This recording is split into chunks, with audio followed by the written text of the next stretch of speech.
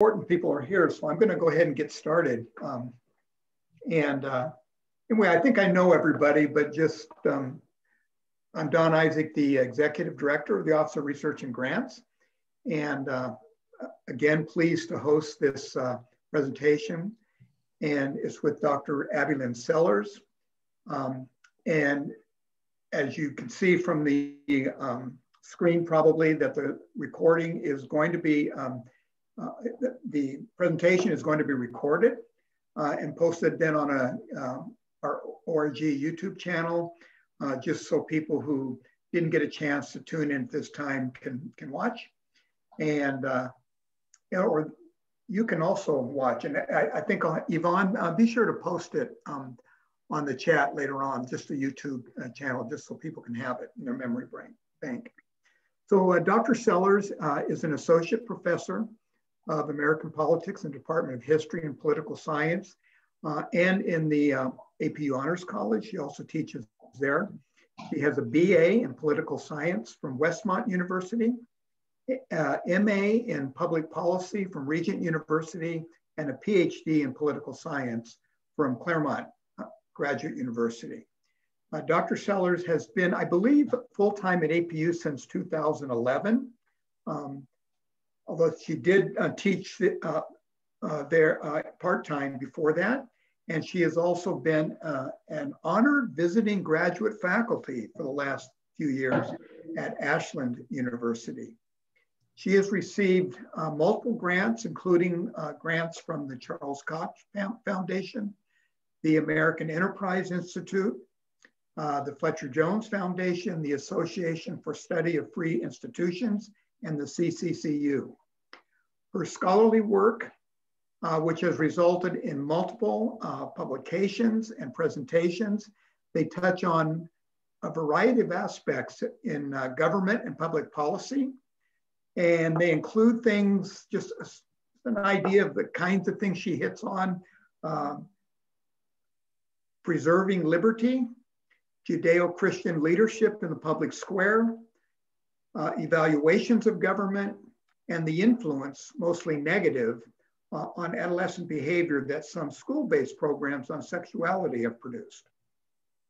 Dr. Sellers' recent research has focused on both the presence of women in government and, as we shall see today, on stories from immigrant entrepreneurs as they overcome obstacles in their pursuit of the American dream.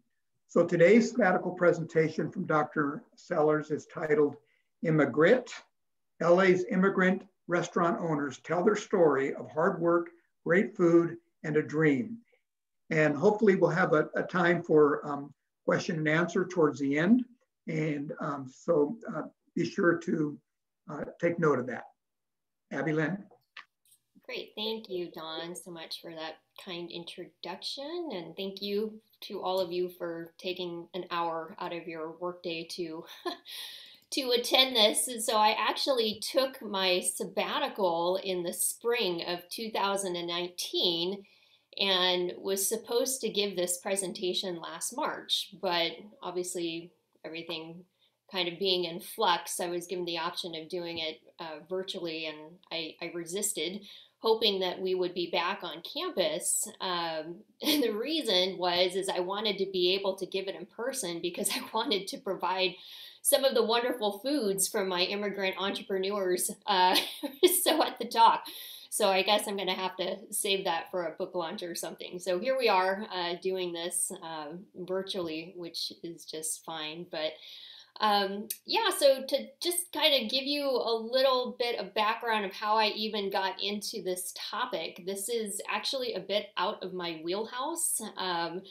And this project started off with a visit to Puertos Bakery and Cafe in Glendale. I was actually giving a talk in Glendale for Paul Gray on George Washington, and I was just down the street from Puertos, and I had never been, but I had of course heard about it, and so I decided to, you know, pop in there. And I mean, it was like an amazing display of just food and mayhem of people and lines and busyness, and so I went in there and I had my first Cuban pastry And that just kind of started this whole thing off. I had not fully realized the backstory of the Porto family, which I will give you more of in depth in a little bit. But the short of it is they fled communist Cuba under Castro and came to America with pretty much all of the clothes on their backs, and that's it. And started this new life in America. And so it made me think and wonder what other types of stories there had to be out there from other immigrant entrepreneurs, especially in Southern California. And so I began to explore what this could potentially look like just by doing some preliminary research. I think I just looked up in the LA Times and the LA Eater immigrant entrepreneurs and ethnic restaurants, and a bunch of different things popped up. And so then it occurred to me that the general population in terms of interest would probably be interested in the two main things that studying immigrant entrepreneurs could bring. And that would be, first, great stories of these individuals, and then the second would be, of course, food. So everybody loves food, and the ethnic food scene in the last, 15 years or so has really kind of exploded, and people are diversifying their interest in food. And so as a political science, I dabble in economics when and where possible and seek to integrate it into my academic discipline. And I do have a great appreciation for the spirit of enterprise, particularly with the small business owner. And so the phrase, the small, businesses are the backbone of America, really does ring true based on the data in terms of creating jobs, developing innovation, and reflecting America's diversity. And I, of course, had to do a little research on this because this is outside of my academic area, but America's free market system does allow for the pursuit of happiness, which is found in the Declaration of Independence. And the pursuit of happiness is internal happiness, but it's also external happiness. And it doesn't say that we have the right to happiness, but we have the right to the pursuit of that. And these immigrant entrepreneurs have definitely been in pursuit of that happiness by starting their own business in a new country. But there's also a connection to the founding era. In Democracy in America, Alexis de Tocqueville notes America's spirit of entrepreneurship by stating, the Americans always display a free, original, and inventive power of the mind. I mean, this is back from the 1830s.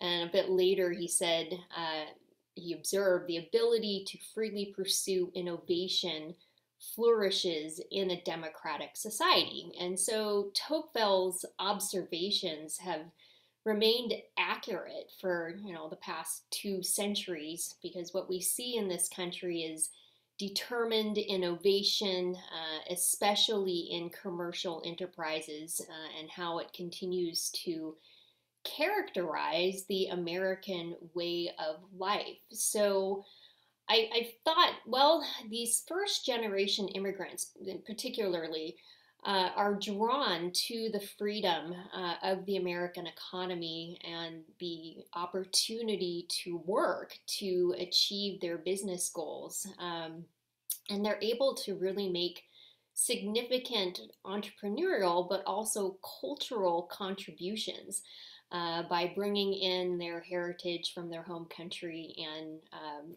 in their food and sharing that with the rest of us. So for most of these immigrants, the United States has provided a stable political environment, and the free market system allows for them to have a higher degree of success and ability to take business risks than in their home countries. And this is something that I, of course, figured out after interviewing a number of them. And so really the research questions for the project, I should probably start off by saying I actually met with John Trent. I've met with him a couple of times when I was kind of trying to figure out how I could, put my head around this and come up with a good idea moving forward. And he was pretty instrumental in helping me do that. So I was very grateful that the provost's office offered him as a service for us faculty members. And so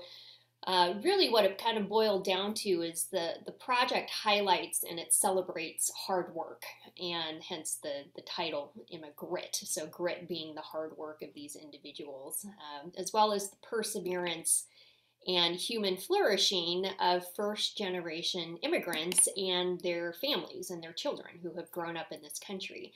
And so I tried to boil it down. It's kind of hard, and as I've gone forward with this, I have so much more information than I'm going to be able to use in this one project, but I'm hoping to use it in other places. But for specifically this project, I wanted to determine what brought the immigrants to the United States, such as fleeing a regime or political oppression that does not allow for the pursuit of free enterprise or the pursuit of private property or business ownership, pursuit of happiness. So that was the first thing.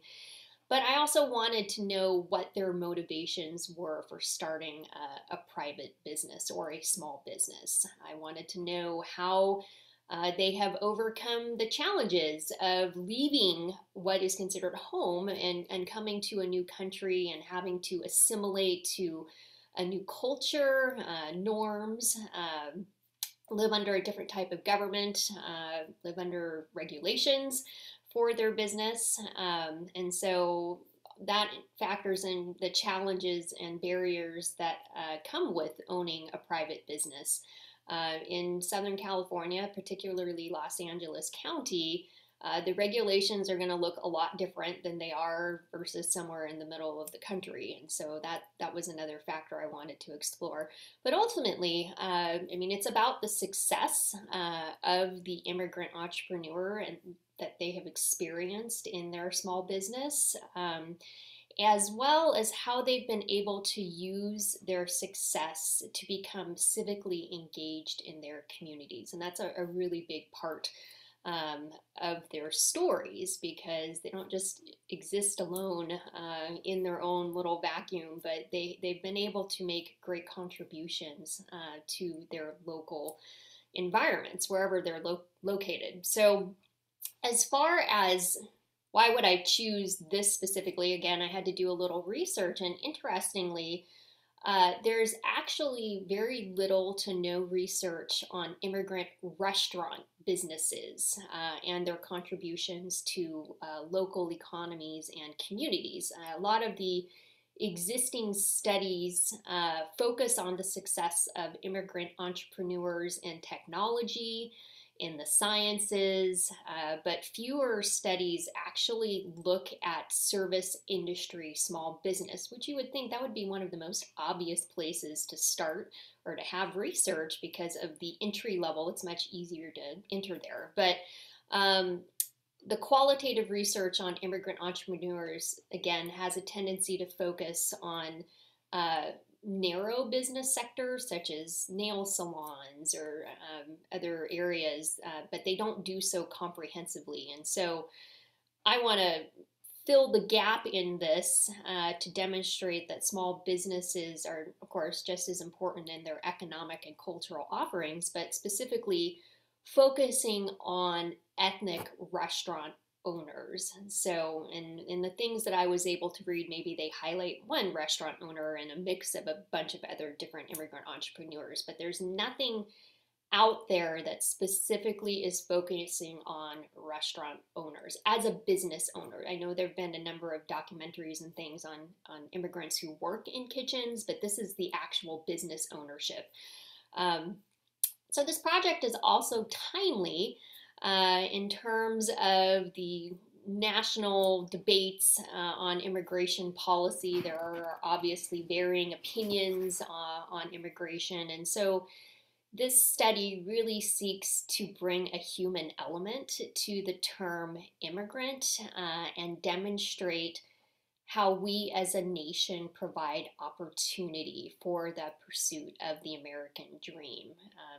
United States, we are a country, a nation of immigrants, and a number of immigrants for, our existence, our entire existence, have left home countries for a number of different reasons. And I wanted to explore what those reasons are and really what the driving force is to bring people here, specifically, those who have an interest in pursuing small business ownership. So scholars have a tendency to find that immigrants not only become self-employed at higher rates than native citizens, but they also have a higher frequency of becoming a small business owner as well. But then there's the entrepreneurship part of it. So the spirit of entrepreneurship among immigrants tends to vary by sector, with the highest rates of immigrant ownership found in engineering and technology, which is not surprising. And on a macro level, immigrants have started more than half, 44 out of 87, of America's startup companies valued at $1 billion or more. Among the average of approximately among the billion-dollar startup companies. And so they've been able to really contribute to economic growth by generating revenue, creating jobs. There's consistent evidence of this that's been demonstrated in the past 10 years. The Kauffman Foundation released a report in 2019 that found that immigrants make up nearly 33% of all U.S. entrepreneurs, and they launch twice as many businesses per capita as native-born Americans. And so small business ownership and operations benefit not only the national economy, but benefits the state economies as well. And interestingly, immigrant business ownership tends to be geographically concentrated in a lot of the coastal states, such as New York and New Jersey, Florida, and California. And California makes an especially interesting case study due to its vast size and its demographics.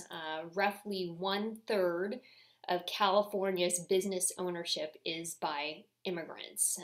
And the densely populated Los Angeles metro area, there's just a rich opportunity for research with this immigrant population. What else is also interesting is the Golden State has welcomed more immigrants than any other state in the country and is home to 10 million immigrants. That number is actually probably higher because this is a 2015 number.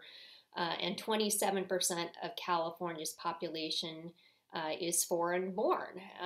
And so business ownership among these Californian immigrants is strong, and but what also makes it interesting is California has one of the most highly regulated and taxed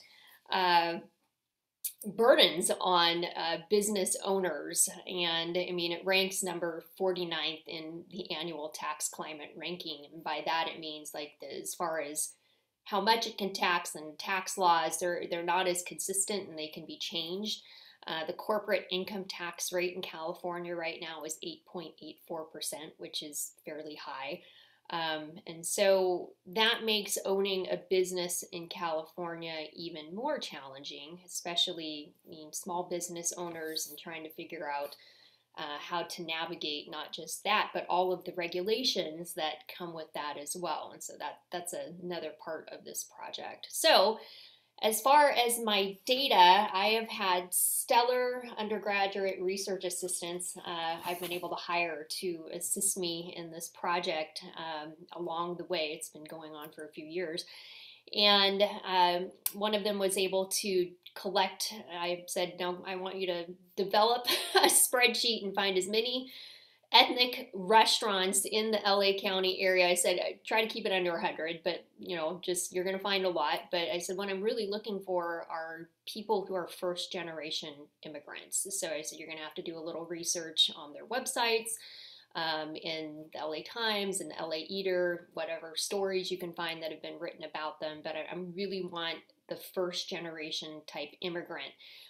So my RA was able to come up with over 80, and I had to make it manageable. I mean, I couldn't just do Southern California, so I had to limit it just to Los Angeles County alone. But again, that's several hundred restaurants that exist here.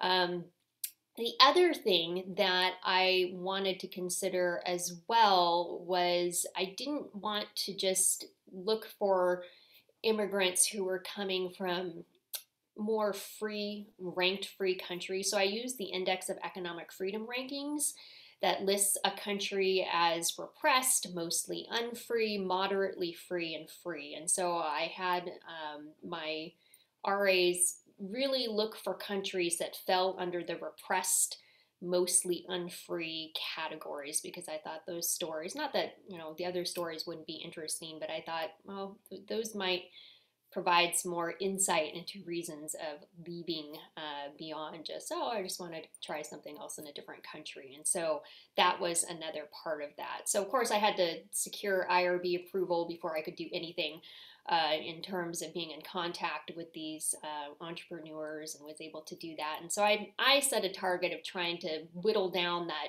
list of 80 plus restaurants into 15 to 20 restaurant owners who would be willing to interview. And so, of course, sent out just, kind of cold call letters, hard letters, and followed up with phone calls. And I would say the response was pretty positive in terms of most of the people I wanted to interview were open to having the conversation. I had a couple turn me down. They cited being too busy, which is completely understandable. Others who weren't probably comfortable because they didn't speak English as well, and I was willing to find translators, but more or less, I was able to get it down to the 15 to 20 area. And so these are the countries I was able to interview representatives from these countries. And I conducted about a little over half, or maybe about half of the interviews, and then I sent my trusty research assistants off to do the other half, which they thought was absolute great fun, because not only did they get to have the experience of doing qualitative oral history research, but they also got fed really good food. So everywhere we went, whenever we interviewed somebody, they had to feed us their food, which was wonderful. So, so the students were more than happy to drive around LA and conduct these interviews. But the interview questions really focused on life in the home country, the economic comparisons of their country to the United States, challenges of assimilating and starting off a business. So just a whole range of questions. So I tried to focus on growing up in their country, the whole first half of the interview, and things that, what linked them to food and who was influential, and then how they came to America and what those challenges were, how did they start their business, and then kind of moved more into how is it going today, how is it different from when you started, how have regulations maybe hindered your ability to operate your business. And so I myself had to do research on all of the regulations in LA County and California as well, for specifically for restaurants, and it's a bit mind-boggling. And so anyway, I utilized a qualitative software called In Vivo in order to code my interviews and find common themes, and it was kind of hard at first to figure out how am I going to present all of this information, because I had to get all of the interviews transcribed. And initially I thought I was just going to wrap these countries around common themes. And then as I started, I realized, no, each of these individuals have their own unique story, and I need to preserve that story. And of course, some people gave a lot more detailed information than others, and I'm not going to be able to use all 17 of these in my project, my initial project, which is hopefully a book, but I will use the rest of them in some other fashion, because I think I can get more mileage creating some articles out of this as well. And so, but nevertheless, I've had to eventually just decide that I'm going to take each country on its own, each restaurant owner, and tell their own story. And it does follow a similar pattern in terms of the questions that I've asked, but at the same time, they're all unique because they all come from different places. So it's been incredibly inspiring being able to read. I mean, if I didn't conduct the interviews myself, but these personal narratives of really overcoming adversity and making something of themselves from nothing. A lot of these stories, that's kind of the common trend and theme, is that we had to leave, we didn't have anything, and we came with nothing but the hope, with hope and with a dream, and with a lot of hard work. And so I wanted to share some of these stories with you. So I'm just going to give you a little background. And at the end of this, if any of you are interested in my list of restaurants, I can send it to you, and you should go patron some of these places because their food is incredible. But first, I'll tell you about Amara. So in 2009, Amara Barroeta left her beloved Venezuela due to Hugo Chavez's dictatorial and authoritarian power, bound for America on a student visa to escape the unsafe and failing economic conditions in her country. Amara enrolled at UCLA to pursue an MBA. So she was educated, she had a college degree in journalism from Venezuela, worked in journalism, and then Chavez came to power, and so she decided she needed to leave. Like a typical student, she spent hours studying in cafes and drinking a lot of coffee, but she could not find the perfect cup of joe to satisfy her Venezuelan coffee cravings. For Amara, this was the business opportunity she had been dreaming of, opening her own cafe and selling rich and flavorful Venezuelan coffee and velvety Venezuelan hot chocolate. Amara's entrepreneurial spirit and formal education led her to properly educating herself in small business ownership. She took advantage of every free resource the city of Pasadena had to offer to small business owners. The result has been a successful and charming Venezuelan cafe on South Raymond Street, offering delectable churros, arepas, and piconas, and Venezuelan coffee and hot chocolate. While she had every intention of returning to Venezuela after graduate school, the reality of returning to a life in Venezuela could not be met. Amara's entrepreneurial spirit to remain in America and pursue her dream has resulted in a gem of a little cafe called Amara Chocolate and Coffee. And she actually does sell her coffee. I think she sells it on Amazon as well, so you can purchase it there. And I'm just giving you, just scratching the surface of the story. Each of my chapters are a little over 5,000 words each, so they go into a lot more detail. But this is just to give you a little snippet. So this is Vonda. Vonda Aspahu grew up in a home with the bold aroma of garlic, chilies, and spices filling the air.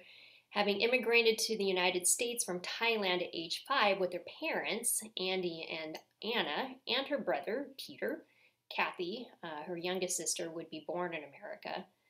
Vonda learned early about the virtue of hard work and sacrifice. Watching her parents make decisions at the expense of their own careers and comforts would come full circle for Vonda. This happened after she completed graduate school and worked in Thailand for 4 years. Out of devotion and love and responsibility for her parents, Vonda left her career, and she and her siblings took over ownership of the family business, Ayara Thai, in 2017. They continued to make their parents proud by ensuring that it flourishes. This is Walters in Claremont, California. Growing up from a privileged family in Afghanistan, Nangi Gafarshad yearned for freedom to choose his own destiny. With his family's tribal society linking to the late King Mohammad Zahir Shah, Nangi grew up the son of an aristocrat. As a result of this status, upon graduating from high school, Nangi found himself drafted into the military and eventually a member of the Afghanistan Royal Air Force. His training with the United States Air Force is what ultimately sent him to America, not once, but twice. Recognizing the freedom available to him in America and impending challenges of returning to Afghanistan after the overthrow of the monarchy, after the second tour, Nangi made the decision not to return home. A new life in America came with a career change and a new challenge: restaurant ownership. Through this endeavor, Nangi and his wife Fahima have demonstrated generous hospitality to their community, dedication, and perseverance. This is the secret of their successful business ownership in the charming city of Claremont, California. So this is Alex Sarkisian, who grew up in Tehran, Iran, as an Armenian. His father was in the film production industry, so he grew up watching a number of American films and being connected to Western ideas. In the 1970s, his parents opened a Romanian gypsy restaurant, and it was unlike anything else in Tehran at the time. The atmosphere was modern and cosmopolitan with a seating capacity of 300. There was live music, the restaurant was chic and unique, and the food was a fusion of global influences. It was considered one of the hot spots in the Middle East, with kings and queens dining there, and Time magazine actually wrote up a story about this restaurant. But Alex had no idea his final day in Iran would be a significant one, maybe a significant date in 20th century history, November 4th, 1979.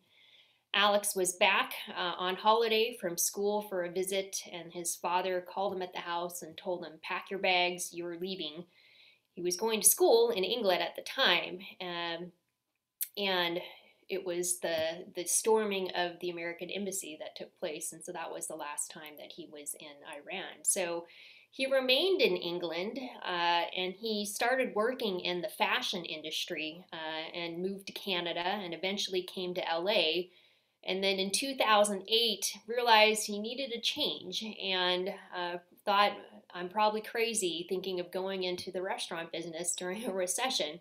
But he had experienced, obviously growing up and then during his time in London, such a great fusion of global food that he wanted the opportunity to provide a more modern and sophisticated take on Mediterranean food. So his restaurant, Momed, which means modern Mediterranean, opened in 2010. And he actually had two of these, one in Beverly Hills and the second one in Atwater Village. The Beverly Hills location recently closed, unfortunately. So Elena Olag grew up in Warsaw, but left Poland in 1966. As a graduate from college in Warsaw, the communist government made it as difficult as possible for people to leave the country. If one did leave, they could only do so with $5 in their pocket, which meant that they needed to have some type of sponsor or someone who would support them to be able to leave the country. And so Elena's fiance had been able to get out and come to the United States on scholarship at Berkeley, so she was able to eventually come and join him. Her siblings also wanted to get out of the country as well, but ended up being spread around the world. One ended up in Canada, one ended up in Australia, wherever they could get a sponsor. But Elena kind of went into the restaurant business, much like a few of my other people, because she just had a love and a joy of cooking good food. And friends she would have over, and people who would even pass by her apartment and smell the wonderful aromas would tell her, you need to open a restaurant. So she started off her restaurant in Berkeley and then ended up moving down to LA and opened up her Polish restaurant. And now her daughter, who's pictured here, runs the restaurant and changed the name of the restaurant to Solidarity in honor of the Polish Solidarity movement. And the final story I want to share with you was actually made into a podcast story by Christopher Flannery, Professor Emeritus. And he has a podcast called The American Story. So I'm going to end this right here and play it for you. So I provided him a chapter and chapters that I've done, and he kind of went through and saw what he could use which would fit his purposes. So he took my 5,000 plus word chapter and whittled it down to a 7.5 minute story, and narrates it. And so it was just a real honor. It came out last May, and so I'd like to play that for you. So let me see if I can get to it here.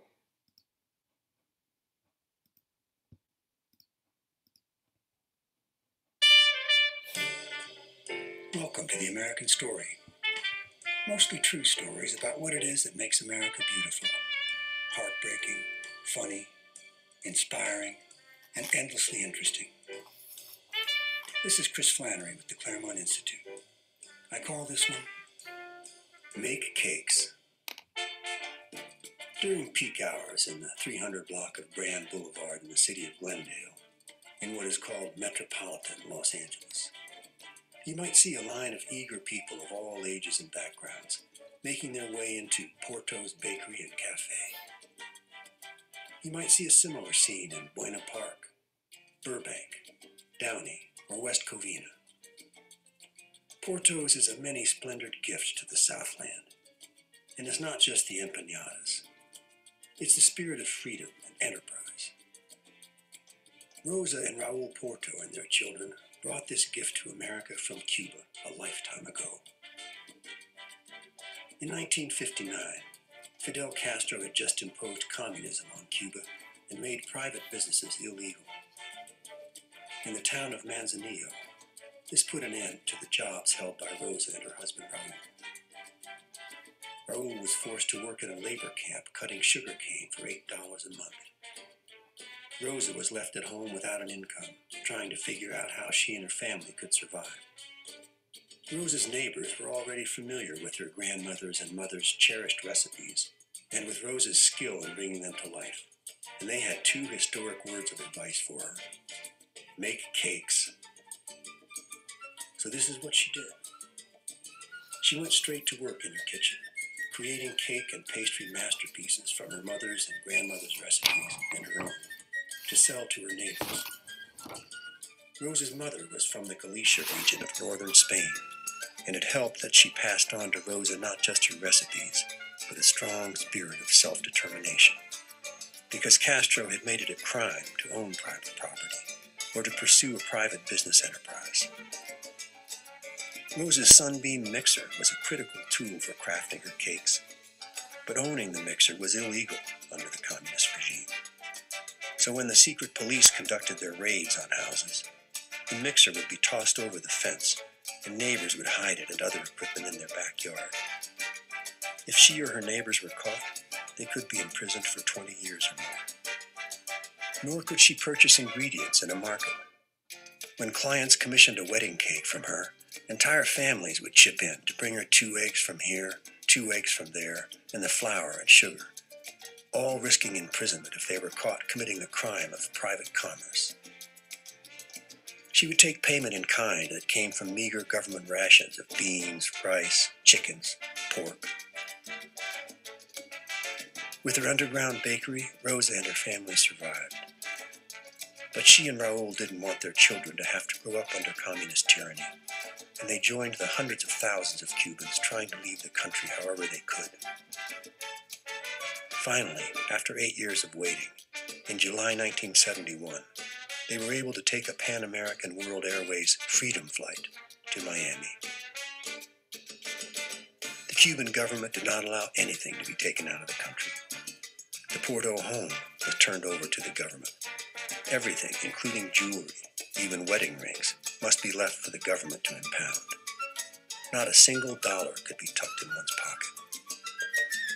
Rosa and Raul left everything behind but their 3 children and the clothes on their backs. Raul's mother was already in Los Angeles in the midst of a lively community of Cubans, some from their hometown of Manzanillo. So the family headed to LA, virtually penniless, but with great resolve to make a new life in America. The 5 of them, along with Raul's mother and another grandson, lived in a 1-bedroom apartment in Silver Lake. 2 months later, the Portos were able to move into their own apartment, Friends brought used sofas, a used washer and dryer, and clothing. Before long, the entire apartment was furnished, without their having to buy a single thing. Though Raoul spoke no English, he got work right away as a janitor at a Vanderkamp bakery. He came in as a temporary employee on call, sometimes working 10 hours a day, no overtime pay. Within a year, he was offered a full-time job with good pay and benefits. Rosa knew she wanted to be self-employed. Neighbors from her hometown had already begun commissioning cakes from her, and her clientele grew and grew. She found herself baking cakes around the clock. At first, she used every square inch of the apartment. The children's beds were covered with fresh tablecloths or sheets and converted into improvised cooling racks. For 5 years, Rosa baked from the apartment. Then in 1976, they were finally able to open their first bakery a few blocks away in Echo Park. From there, a few years later, they moved to Glendale, and there was no stopping them. Soon they had 10 employees, and the bakery was pumping out not just cakes, but potato balls, chicken empanadas, meat pies, and guava pastries.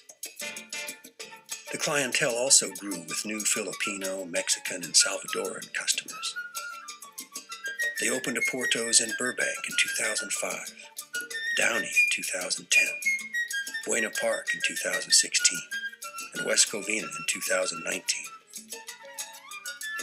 Starting with 1 employee in 1976, Puertos now employs over 1,300 Southern Californians. They serve over 4.5 million customers a year. And the gift they give to their communities doesn't end with business hours. Every night at closing, a large truck from the LA Union Mission arrives at the Glendale and Burbank locations and is loaded up with all the unsold pastries and breads from the bakery to be passed on to those in need. The Downey location donates food to a food pantry and to Meals on Wheels for the elderly. Puertos celebrated Veterans Day recently by creating gift boxes of pastries for over 3,000 veterans. Rosa Puerto passed away on December 13, 2019, depriving her chosen country of a vital spirit. But she left behind a great legacy of freedom. I think Abraham Lincoln would have called it a rebuke and a stumbling block to tyranny and oppression wherever they occur. It can be summed up in 2 words: make cakes.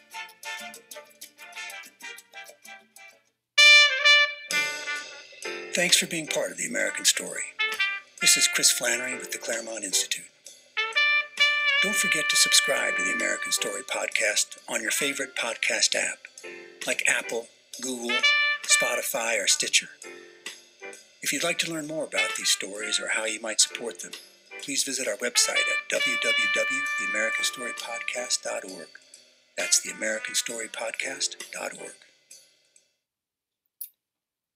So I encourage you to check out his podcast. He drops one every Tuesday, and I mean, he's done Jackie Robinson and Frederick Douglass, and not just historical people. He did one on Guide Dogs of America, so they're just little short 6 to 7 minute stories, well worth the listen. But to just kind of wrap this up, I mean, this project is about the American dream, and the American dream is alive and well. Each of these immigrants spoke of hard work. They spoke of building a better life for their families, and they have been able to find success in this country. And so I'm just really grateful that people are entrusting me with their stories. I think it's a tremendous responsibility to tell it well. And so it's just been a real enjoyable project and being able to move forward with this. So I'm of course still continuing to write. Kind of this last year, this whole project got put on hold with all of the things that were going on in the world. So, but I've been able to continue to move forward with it, and I continue to have research assistants working with me. What I'm doing now is I'm going back and I'm re-interviewing my subjects, and I have just a whole bunch of questions for them, how they've been able to still survive and be open with the pandemic, because the restaurants, particularly in LA County, have been the hardest hit because LA has had one of the strictest lockdowns for restaurants. And so I'm also putting together book proposals to find a publisher. And I think the most important thing for me really is the accessibility of these stories. So while I'm seeking an academic press, I also want the book to be affordable, and I want it to be read. So somebody asked me when I was starting this, well, do you want it to be published or do you want it to be read? And I said, well, obviously it has to be both, but I really do want it to be read. And so this project would not be possible without a number of grants that I've been able to receive from APU, from the faculty research grants, and time from CREV, and now Fellowship for Scholarly Work with Ethics and Culture, but also being able to consult with John Trent and just my wonderful undergraduate research assistants who've been happy to come on the project at its various stages and do a number of research endeavors for me. So that's it. And if you have any questions, I'd be happy to entertain them. Yes, if there's any questions, just go ahead and speak up.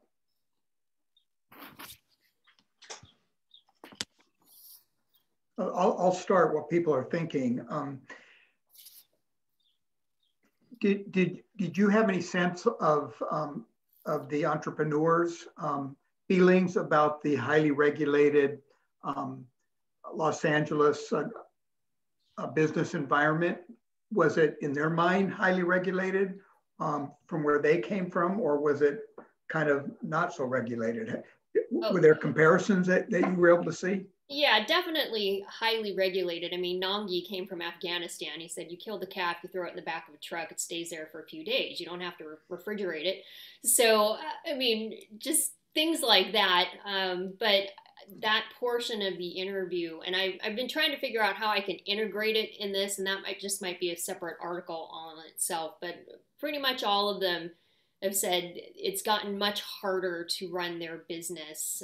Minimum wage was a big one that came up in terms of being able to, properly pay people in the front house and the back house, and what minimum wage would, do to them if it goes up significantly. And so, because, a lot of their servers are on, tips. And so that really kind of messes that up as well. And so, yeah, I don't think anybody I talked to, at least that I've read through, had anything really positive to say. I mean, they understand that we need regulations, but they also said, these health inspectors can just come in on a whim and threaten to close you down.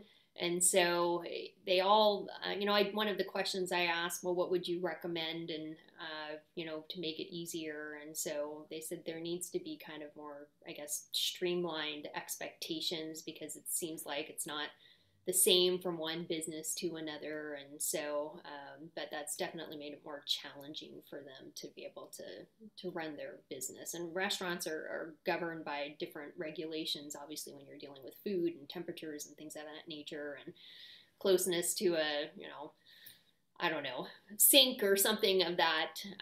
So yeah, there are plenty of stories about the challenges with regulations. Well, I'm going to jump in with a question. First of all, I can attest to Amara's chocolate and coffee.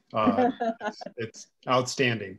But so there's this question of regulation in California. Every state has regulations, but you talked about the idea that California has a lot of immigrants. And so do you think that this is in part, at least because California is culturally receptive to immigrants, right? So it's already a very diverse population. Is it the weather? Is it that people, it's an obvious point of entry through the Port of Los Angeles or LAX, and so you get here and you just stay? Or, is it Hollywood calling, or, just like, and not, I don't mean like they all aspire to be great actors, but that this is what they've seen on TV around the world. So, I mean, is it, are there other factors than, say, economic or regulatory factors that keep them here or draw them here?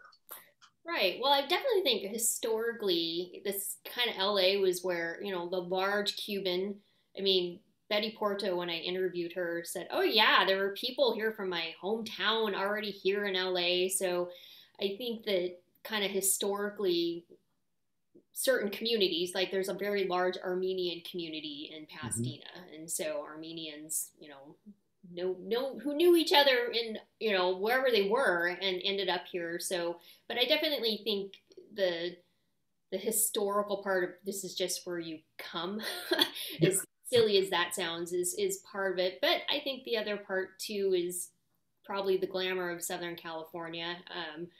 I mean, Nongi. Such as it is. Yeah. So, I mean, it was just like, oh, beautiful, you know, got to stay here. This is Hollywood. So there definitely was a bit of a lure of that as well. Vonda's family, her father wanted to come to LA. So had heard about LA, wanted to end up in LA. And what's interesting about them is how they kind of started off. What really kind of took them off is they started providing catering to Thai Airways pilots in LA at LAX, because they're right next to LAX. And so these Thai, you know, pilots and flight attendants craving Thai food, so they would cater it to them at the airport. And so then word got around, okay, this is where you got to go when you come into LA. So yeah, so a destination place of choice, I guess, based on a number of factors. But I think a number of them, what I heard is they already had family here, like a family member, or they knew somebody here who was already here, and so they've stayed here. But yeah, that'd be a good question. Like, if you could go somewhere else, where else would you go? I didn't ask that question, but that's a good one. I want to just make a comment, if you can hear me. Congratulations to you, Abbylin, and also to Don. I'm just thrilled at how many years I've been away from research at Azusa Pacific to see that it's thriving. And I loved your acknowledgments to see the centers that contributed. And also the fact that you had so many research assistants that you have to really train and oversee. So congratulations to both of you, because I know, Don, you've been certainly involved, and Abbylin, I'm just delighted you've taken advantage of what's been offered at APU. Well, That's all. Yeah, it's been great with the undergrads. They don't get a lot of opportunity in our area to do research with a faculty member. It's not like the sciences. So that's right. Yeah. But yeah, they had to go through the IRB certification process as well, or the city training, and learn how to deal with human subjects. And so I think it's good for them. It's a good experience, especially if they want to go on to graduate school, that they've had this. Oh, it's wonderful for them. That's I've enjoyed having them work with me, and I think that's been the great benefits of this project, is it's been easy to bring them along. And so right now my research assistant she's a journalism student. So I'm like, I fully trust you to interview with these follow-up pandemic questions on your own. I don't have to be there with you to do that, because I know you know how to interview people. So yeah, so just utilizing their talents and letting them learn about, you know, academic research has been a great joy. Terrific. Okay. So, Abbylin, question. Are there any other occupations that you think would draw immigrants to be successful at, other than the food industry?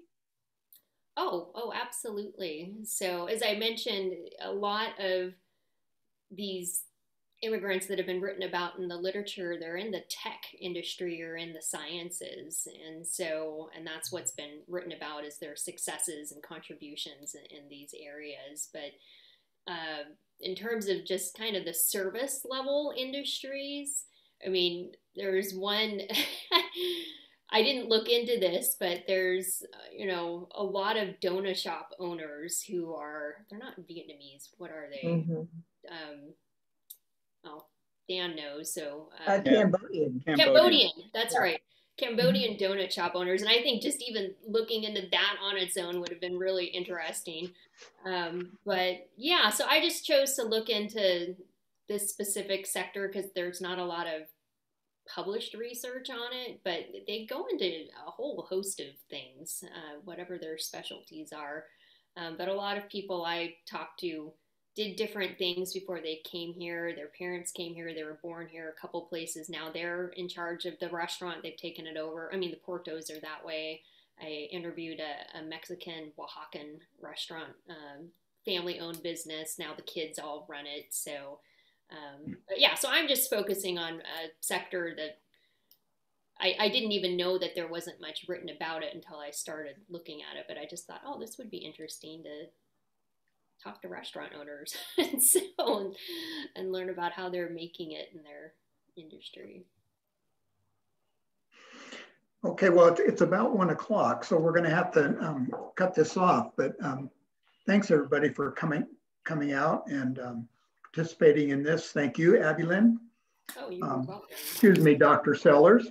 And just as a appreciation from the Office of Research and Grants, we made arrangements for a small one-time increase in donation in your pay period, in an upcoming pay period coming up. So I just wanted to tell you that verbally, since I can't walk up to you and give you an envelope and say thank you. Thank you. But I would say, I know you were trying to hold out and wait until we actually were in person. But one of the advantages, and I mean this seriously, about being in this online format is it's really easy to record it and post it up on the YouTube. And several of our speakers during the last 9 months have received several views on that. And so your friends, family, and colleagues can now look in at their convenience as well. So, okay, thanks again, and just wishing you well on the completing the publication of your work. And yeah, you were talking about filming too at some point with. Oh, Paul Schreier, yeah, he looked into that, and he found out what I already knew, that it's kind of that market is saturated with stories about immigrants and in the kitchen, and so I didn't get any bite with that, but that's fine. So okay, yeah, okay. But that was an interesting conversation as well. So right. Okay, so thanks again everybody for coming. And next week we have our final sabbatical talk of the year, so be on the lookout for that as well. Bye.